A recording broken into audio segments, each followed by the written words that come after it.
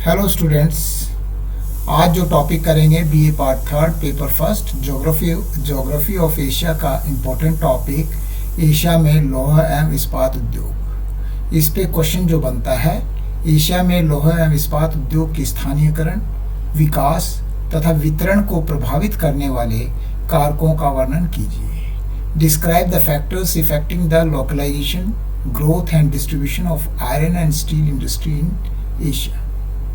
धातु उद्योग या मेटल इंडस्ट्री में सबसे महत्वपूर्ण उद्योग लोहा तथा इस्पात उद्योग है। यह उद्योग सभी उद्योगों की आधारशिला या फाउंडेशन है, यानी कि इस उद्योग के बगैर दूसरे उद्योग नहीं पनप सकते। ये एक तरह से आधार है, क्योंकि प्रत्येक उद्योग के लिए मशीनों की आवश्यकता पड़ती है और मशीनों का निर्माण लौह तथा इस्पात उद्योग के अंतर्गत ही आता है। कोई भी उद्योग हो, उसके अंदर मशीनों की जो आवश्यकता की पूर्ति के लिए आयरन एंड स्टील उद्योग के द्वारा ही उसकी पूर्ति की जाती है। एशिया महाद्वीप में यह उद्योग कुटीर उद्योग के रूप में प्राचीन काल से ही चला आ रहा है और आधुनिक युग के रूप में इस उद्योग का विकास 20वीं शताब्दी के प्रारंभ में हुआ है। यही कारण है कि एशिया महाद्वीप में लौह एवं इस्पात उद्योग का अधिक विकास केवल जापान, चीन, भारत और सोवियत एशिया में हुआ है। ये 4 देश हैं जिसका कि हम मेनली इसके बारे में पढ़ेंगे। सबसे पहले लौह एवं इस्पात उद्योग का स्थानीयकरण या लोकलाइजेशन।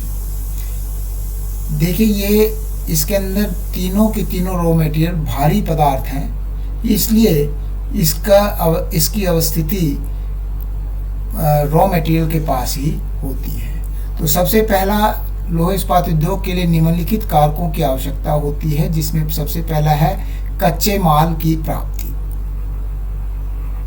इस उद्योग के लिए 3 प्रकार के भारी एवं सस्ते कच्चे माल की आवश्यकता होती है। सबसे पहले धातु गलाने के लिए कच्चा लोहा, कच्चे लोहे को गलाने के लिए कोयला और गली हुई धातु का मैल साफ करने के लिए चूना तथा डोलोमाइट पत्थर। तो ये तीनों रॉ मटेरियल की हमें आवश्यकता पड़ती है। इस्पात तैयार करने के लिए आवश्यक रूप से उत्पादन का मूल्य बढ़ाए बिना इन भारी पदार्थों को अधिक दूर तक परिवहन नहीं किया जा सकता। फलस्वरूप कोयले की खानों के निकट लौह इस्पात उद्योग को स्थापित किया जाता है। मेनली कोयले की खानों के निकट इसको स्थापित किया जाता है, या कोयला नहीं है तो जहाँ कच्चा लोहा मिलता है वहाँ भी इस उद्योग को स्थापित कर सकते हैं। इसी कारण संयुक्त राज्य अमेरिका, इंग्लैंड, चीन, रूस और भारत में लोहे के कारखाने प्रायः कोयले एवं लौह अयस्क की खानों के निकट स्थापित किए गए हैं। दूसरा पॉइंट है सस्ती भूमि और स्वच्छ जल की उपलब्धता। लोहे के कारखानों में विशाल और भारी मशीनों का प्रयोग किया जाता है, जिनके लिए अधिक भूमि एवं भारी मात्रा में स्वच्छ जल की आवश्यकता होती है। लोहे को ठंडा करने, गैस की धुलाई करने और वाष्प बनाने आदि कार्यों के लिए अधिक जल की आवश्यकता होती है, इसलिए जल भी काफी मात्रा में इसमें चाहिए। जल की सुविधा, इस उद्योग में जल की बहुत अधिक आवश्यकता होती है, ये जैसे बता दिया। सस्ती भूमि इसलिए कि बहुत बड़ा क्षेत्र चाहिए इसमें उद्योग को स्थापित करने के लिए, इसलिए भूमि काफी बड़ा क्षेत्र चाहिए, इसलिए सस्ती भूमि की आवश्यकता होती है। जल की सुविधा में जो मैंने डिस्कस किया कि इस उद्योग में जल की बहुत आवश्यकता होती है। इस्पात बनाने की प्रक्रिया में लोहे को ठंडा करने तथा भाप बनाने के लिए जल की विशेष आवश्यकता पड़ती है। इसके बाद में चौथा पॉइंट है परिवहन के साधनों की सुविधा। चूंकि ये तीनों रॉ मटेरियल भारी पदार्थ हैं, इसलिए परिवहन के साधन भी की सुविधा होनी चाहिए। लोहे तथा कोयले जैसे पदार्थों को लाने व ले जाने के लिए सस्ते परिवहन के साधनों की नितांत आवश्यकता होती है, क्योंकि यदि यह साधन सस्ते न होंगे तो निम्न कोटि की धातु के मूल्य बढ़ जाने की संभावना हो सकती है। परिवहन इसमें बहुत बड़ा रोल अदा करता है। इस उद्योग में पूर्णतः अथवा कुछ अंश ही जल मार्गों द्वारा कच्चा माल एकत्रित करना रेल मार्गों की अपेक्षा अधिक सस्ता पड़ता है। सस्ते परिवहन के साधनों द्वारा उत्पादित माल को खपत के केंद्रों तक आसानी से व कम लागत पर भेजा जा सकता है। इसके अलावा अन्य कारकों के अंदर इसमें भारी मात्रा में पूंजी की आवश्यकता होती है, मशीनों की, उच्च तकनीक की, विशिष्ट कच्चे माल तथा कुशल श्रमिकों की आवश्यकता होती है। अब लौह इस्पात उद्योग का वितरण में सबसे पहले जापान को देखेंगे। सामान्य रूप से जापान में लोहा तथा इस्पात का उद्योग कोइशु, होन्शु तथा होक्काइडो द्वीप में विकसित हो गया है। लेकिन जापान के प्रमुख लोहा तथा इस्पात उत्पादन के क्षेत्र निम्नलिखित हैं। सबसे पहले मोजी क्षेत्र, ये कोइशु द्वीप के उत्तर पूर्वी भाग में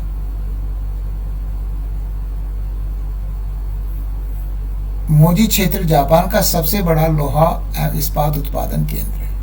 ये वाला क्षेत्र, ये इस क्षेत्र का सबसे बड़ा केंद्र यावता है। ये देखिए यावता नगर में जापान का सबसे पहला आधुनिक लोहा एवं इस्पात कारखाना स्थापित किया गया, जिसका नाम था इंपीरियल स्टील वर्क्स यावता। इस क्षेत्र को कोयला नागासाकी की खानों से, नागासाकी ये पास में ही है, तथा संयुक्त राज्य अमेरिका से आयात करके प्राप्त हो जाता है। लोहा होक्काइडो की खानों से तथा भारत, मंचूरिया, मलेशिया आदि से आयात करके प्राप्त हो जाता है। यावता इस क्षेत्र का सबसे अधिक लोहा एवं इस्पात उत्पन्न करता है। अन्य क्षेत्रों में मोजी, सासेबो, याकामात्सु, तोबाता, फुकुओका इत्यादि है। नागासाकी बंदरगाह पर तैयार माल के निर्यात करने की सुविधाएं प्राप्त हैं। इसके बाद में कैमेशी क्षेत्र कौन सा है, देखिए यहाँ पर, ये तो इसमें हो गया कैमेशी क्षेत्र। इस वाले में ये देखिए यहाँ पर है कैमेशी क्षेत्र में। यह जापान का दूसरा सबसे बड़ा लौह एवं इस्पात उत्पादन केंद्र है। इस क्षेत्र का विस्तार जापान के मध्य सागर के उत्तरी किनारे से उत्तर पूर्व की टोक्यो खाड़ी तक विस्तृत है। लोहा तथा कोयला दोनों ही विदेशों से आयात किए जाते हैं, इंपोर्ट किए जाते हैं।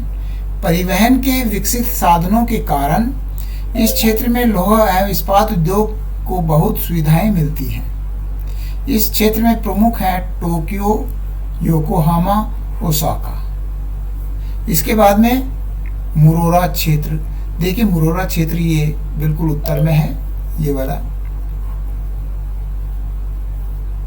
तो इसमें यह होक्काइडो द्वीप के दक्षिण सिरे पर स्थित है। इस क्षेत्र को सबसे बड़ी सुविधा इस बात की है कि कोयला इशाकारी की खान से तथा लोहा मुरोरा की खान से प्राप्त हो जाता है।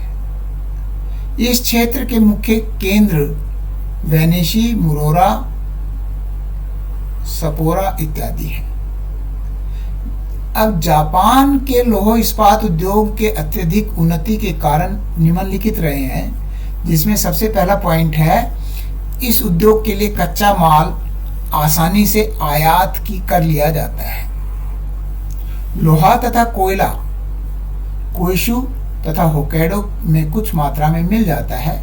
शेष लोहा मंचूरिया, भारत, मलेशिया तथा ऑस्ट्रेलिया व चिली से तथा कोयला चीन, मंचूरिया आदि देशों से आयात कर लिया जाता है। जापान का लौह इस्पात उद्योग जो है वो मुख्यतः उसका रॉ मटेरियल आयात किया जाता है, लोहा और कोयला। जनसंख्या अधिक होने के कारण यहाँ पर कुशल श्रमिक आसानी से मिल जाते हैं। जल विद्युत का पर्याप्त विकास होने के कारण इस उद्योग को सस्ती विद्युत शक्ति मिल जाती है। जापान में परिवहन के विकसित साधनों से इस उद्योग को बड़ी सहायता मिली है। वहां पर परिवहन के साधन बहुत विकसित हैं। लोहा तथा इस्पात के कारखानों का समुद्र तटीय प्रदेश में स्थित होने के कारण कच्चे माल के आयात में तथा तैयार माल के निर्यात में सुविधाएं मिल जाती हैं। जापान में तैयार माल के लिए एशिया के दक्षिण पूर्वी देशों का बाजार खुला हुआ है। मतलब बाहर भी तैयार माल भेजा जाता है दक्षिण पूर्वी देशों में। वैज्ञानिक खोजों तथा तकनीकी ज्ञान के कारण इस उद्योग में बड़ी तरक्की हुई है। अब दूसरा देश है चीन। चीन में लौह इस्पात व्यवसाय के लिए सभी भौगोलिक सुविधाएं उपलब्ध हैं। यहाँ शक्ति के साधन के रूप में कोयला पर्याप्त मिल जाता है तथा लौह धातु भी उद्योगों के नजदीक ही मिल जाता है। अब इसमें आधुनिक रूप से लौह एवं इस्पात उद्योग चीन में 1907 में प्रारंभ हुआ, जब वुहान नगर में चीन का सर्वप्रथम लोहा तथा इस्पात कारखाना होनयांग आयरन एंड स्टील वर्क्स के नाम से स्थापित किया गया 1907 में। यह यांगत्से की घाटी में विकसित विश्व के सबसे विशाल लौह एवं इस्पात केंद्रों में से एक है। इसके बाद में 1954 में आनशान नगर में दूसरा लौह एवं इस्पात उद्योग स्थापित किया गया, जिसका नाम है आनशान स्टील वर्क्स नंबर 2। चीन का चौथा विशाल, इससे पहले एक ही रह गया तीसरा। 1919 में जापानियों ने आनशान नगर में शोवा स्टील वर्क्स नामक एक विशाल लोहा एवं इस्पात का कारखाने को स्थापित किया था, लेकिन जब जापान की पराजय के समय इस कारखाने को जापानियों ने नष्ट कर दिया। इसको पुनः विकसित कर आनशान स्टील वर्क्स नंबर 1 रखा। इसके बाद में 1954 में आनशान नगर में ही दूसरा स्टील कारखाना, जो कि आनशान स्टील वर्क्स नंबर 2। चौथा जो स्टील प्लांट था वो 1959 में मंगोलिया के पाओटोव नगर में स्थापित किया गया। इसका नाम पाओटोव स्टील वर्क्स रखा गया। भीतरी मंगोलिया में स्थित यह कारखाना विश्व की आधुनिक मशीनों से स्थापित किया गया है। इसके अलावा लौह इस्पात कारखानों में टिएनसिन, बीजिंग, शंघाई, पेनकी, नानशान, क्विचाओ, चुंगकिंग, पेंचू आदि अन्य स्थानों पर भी लौह इस्पात उद्योग स्थापित किए गए हैं। चीन के इन लौह इस्पात कारखानों में कच्चा लोहा, इस्पात पिंड, इस्पात चदरें, मोटर, रेल के डिब्बे, इंजन आदि यंत्र बनाए जाते हैं। चीन में लौह इस्पात उद्योग के विकास में निम्नलिखित कारक सहायक हैं। पहला है, चीन में पर्याप्त मात्रा में लौह अयस्क और कोयला मिलता है। कोयला चीन के प्रत्येक प्रांत से प्राप्त होता है तथा कोयला उत्तम कोटि का पाया जाता है। नदियों द्वारा परिवहन के साधनों की उपलब्धता एक एडिशनल एडवांटेज है। ये सस्ता परिवहन इससे मिल जाता है। श्रमिकों की अधिकता, सस्ता श्रम इस उद्योग के लिए बहुत अधिक उपयोगी है। चूना तथा डोलोमाइट भी चीन में प्रचुर मात्रा में मिल जाता है और चीन में लौह इस्पात की मांग भी अधिक है, क्योंकि बहुत तेजी से विकास कर रहा है ये देश।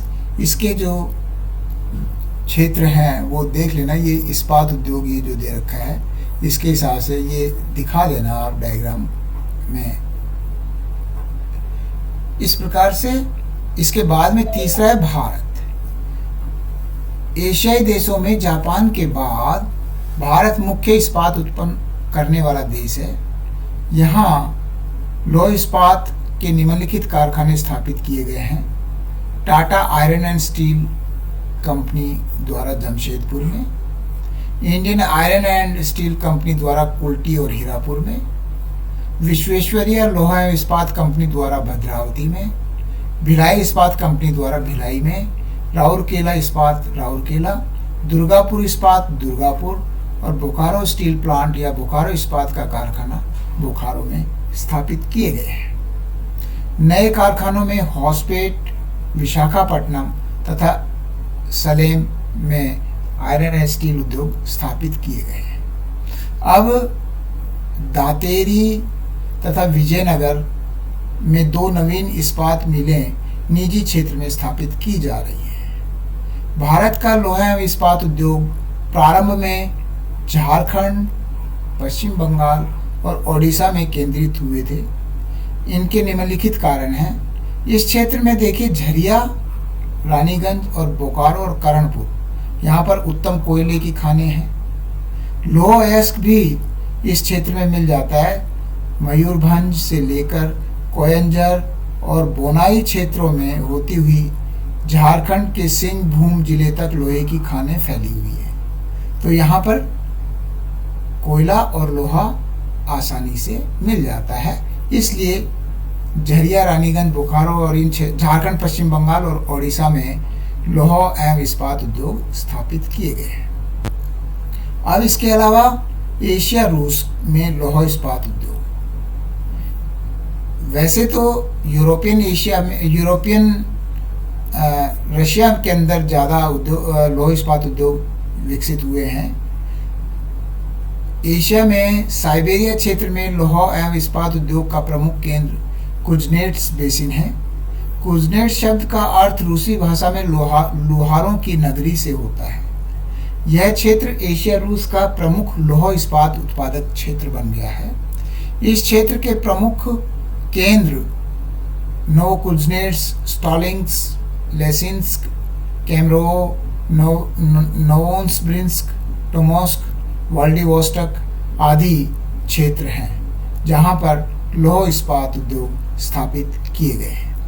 एशिया के उपयुक्त लौह इस्पात उत्पादक देशों के अतिरिक्त इस उद्योग का विकास टर्की, वियतनाम, कोरिया तथा ताइवान आदि देशों में भी किया गया है। तो इस प्रकार से लौह इस्पात उद्योग, जो एशिया के लौह इस्पात उद्योग के ऊपर ये इम्पोर्टेंट क्वेश्चन बनता है, इसको आपने अच्छे से तैयार करना है। ये क्वेश्चन परीक्षा की दृष्टि से इम्पोर्टेंट है। Thank you. जय हिंद।